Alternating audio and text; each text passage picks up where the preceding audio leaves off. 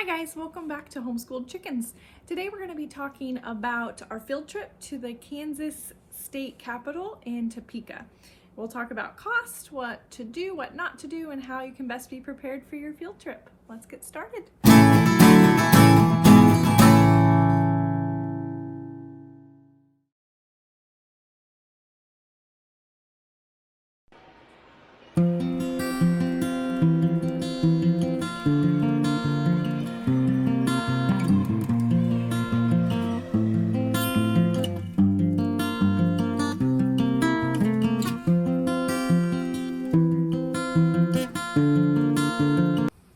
So the state capitol is open for visitors Monday to Friday from 8 to 5. As long as you are a group of less than 10, then you don't need reservations and you are free to go in and explore the entire capitol. There's a state library that I would definitely recommend checking out. My boys loved seeing the library. You can see both the House of Representatives and the Senate. They've got both of those rooms open for you to tour. And the entire basement level is a museum that's very cool and talks about a lot of Kansas history. When you go to park, I would park at the front of the building, the main street, just to the north of the building. There's a parking garage off of that street that goes underneath, and it's free parking as long as you go underneath the Capitol down there into the parking garage. There's lots of parking meters on the street that you can use, but it's free as long as you go into that parking garage.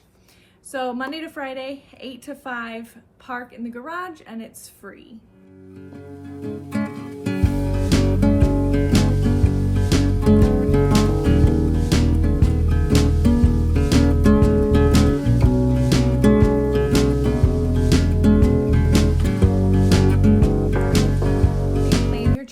Is decide when you want to go. So in the Capitol, there is the House of Representatives and the Senate, and those rooms are open for you to be able to go in and view what's going on. So you need to decide if you want to go when those are in session or when they're out of session.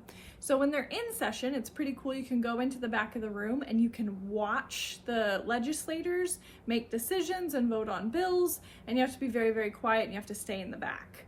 If you go when they are out of session, then you can go all the way up to where they sit. You can tour the whole room. It's open for you to walk in and explore. So you have to decide if you want to see them in session or out of session.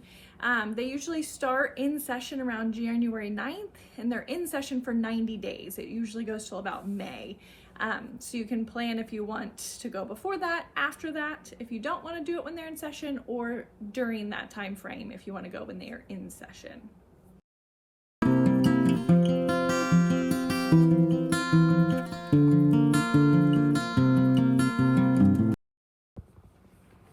So there's two types of tours that you can go on while you're there at the Capitol. There's guided tours and there's dome tours. And then you can also just do a self-tour at any point. And if you go on their website, they've got informational packets that you can download before you go if you want to do a self-tour.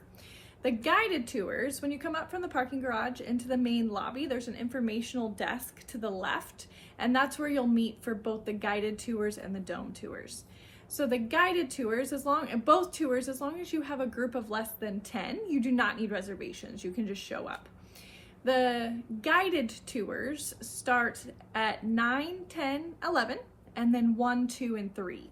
And they are as described with a guide, and you can go around the Capitol and they'll tell you about all the paintings and the history, and it's very neat. I would recommend, the Capitol is very echoey.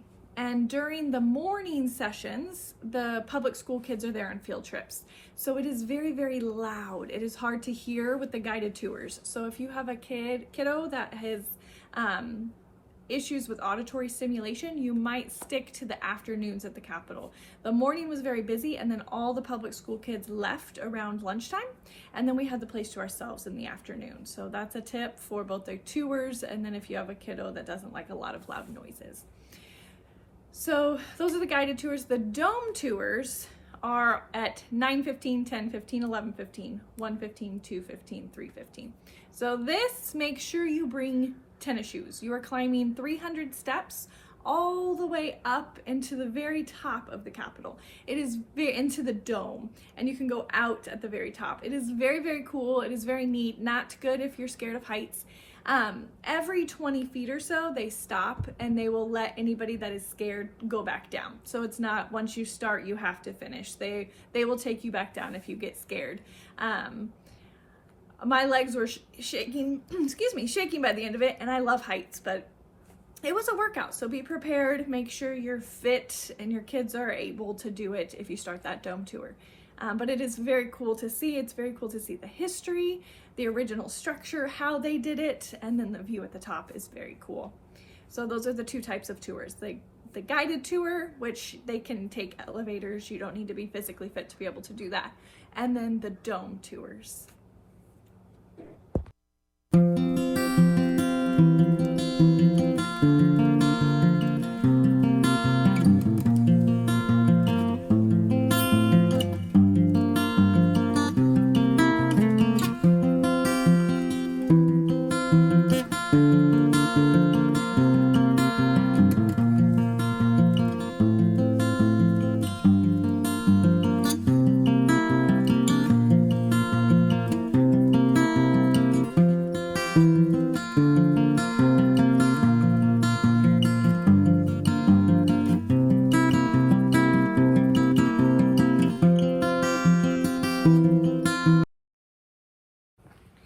As far as finding food, they do have a cafe on the bottom level in the basement that is open, and you can pack a lunch and you can bring a lunch, and they've got tables and chairs down there.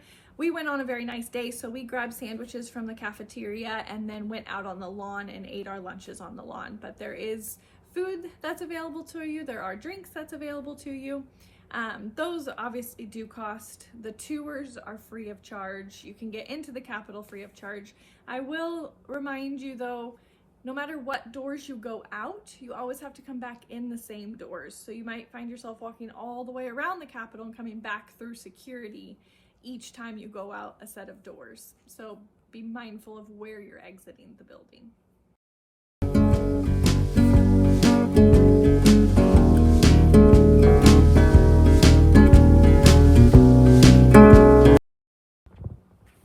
And I would encourage you before you go to check out their website. There's a lot of information, updated information on their website. I will have it following this, a link to it, that gives you pamphlets you can print out beforehand. It lets you know when they're in session, when they're not in session, if hours have changed, all that sort of thing. So check it out, have fun, and enjoy your tour, your field trip to the Capitol.